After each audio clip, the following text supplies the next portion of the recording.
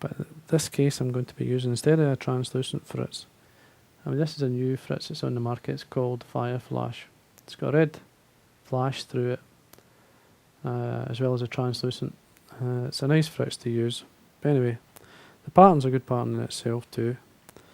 Now I'm going to be using a 80 uni black thread, and I'm going to run it down the length of the shank until in line with the barb of the hook. Just remove it. And for the tail, there's two tails I'm putting on here. What I've got here is Glow Bright number 11. It's a floss, it's a fine floss that most people will use in tails like the Viva and so. And we tie it on the top now, and we tie it the length, they say, so at least there's 4mm from the eye. Just imagine you're tying a muddler, so that'll give you the idea of the measure. Tail length, it's a shank length or so, which is there. Just trim it away. If you're tying international flies, you've got to tie it within a certain size, as most people who fish these competitions know. It's 15/16 of an inch. As well on the tail, I've got some mirror flash here, or crystal mirror flash it's called. There's about 5 or 6 strands there. It's the same length as the tail. Just sit on top. Now before I do anything else, I'm going to tie these down. Nice and tight. Just run your thread up. It's best to do this because it makes for a stronger fly and less likely for it to roll on you. Take it all the way up and then bring your thread back. Now, this is your fritz. You've got to look at it the way it's going to run or going to tie in. Now, what I've done here to save it unravelling, or to stop it unravelling, I've melted the end. Now I will take away some of the fine fritz away and to reveal the core, and then tie it down nice and tight. Better to do this again, it makes it much tighter, less likely to pull out. Saves bulk as well.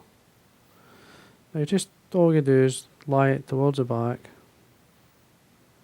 Just pull it back as you wind. Stroke it back, do a turn in front of the other. Always keeping it nice and tight. I say it's a good fritz in itself, just for like blobs, as I say. Don't need a wing or anything on it. But I just thought this would be the ideal fly to show it off. When you get to this point, just come across your thread. Tie it down.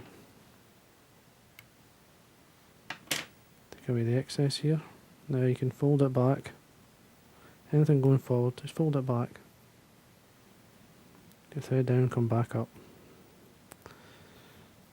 Now, one of the reasons it got called the Bumblebee, obviously, was the colour.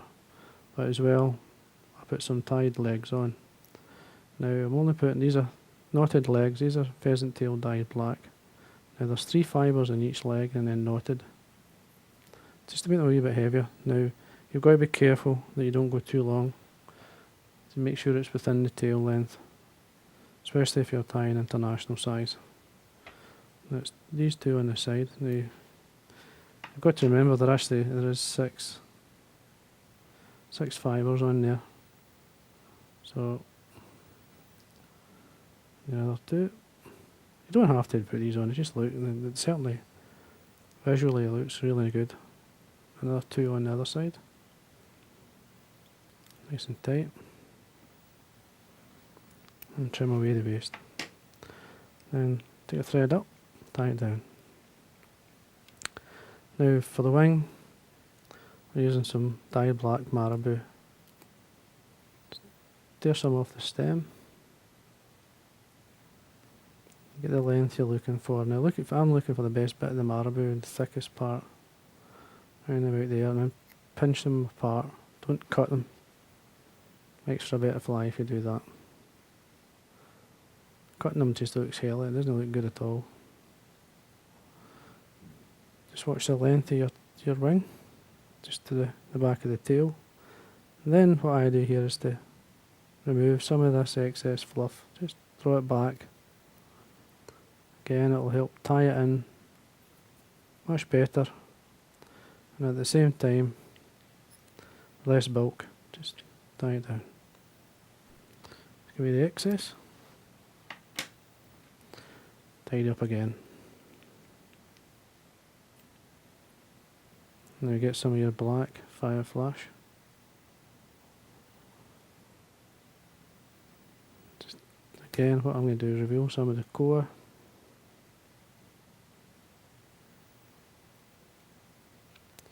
Catch it on the side. And then wind it on. Much like I did before. Now this stuff is quite fine. It actually winds on extremely well. Build up like a muddler type head towards the eye, across your thread, 3 or 4 turns in, and then what I normally do is just fold it back. Just fold it back, and then come in and trim away the excess. Lay that down for your next fly. Now this is optional, you could stop at that. There's enough on there, but I mean, what I done was a jungle cock eyes just to give it that extra. Two eyes about obviously the same size, or even if you're going to say a split eye instead of using 2, it's up to yourself. I do both times. Just depends on the quality of the jungle cock you've got. So I've got 2 eyes here. Now it looks quite good if they're in line with the hook, the shank of the hook.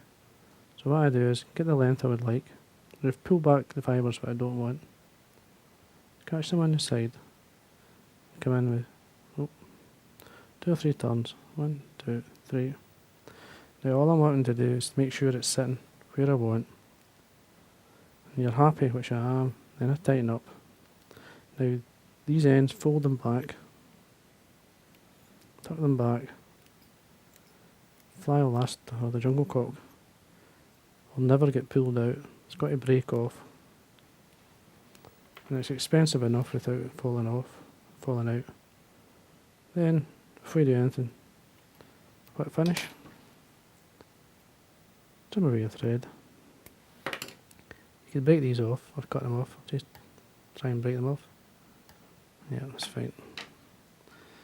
And there you are. A wee quick look, see how it's... And that looks fine. Then all we've got to do is a couple of coats of varnish. The job's done. All the way around.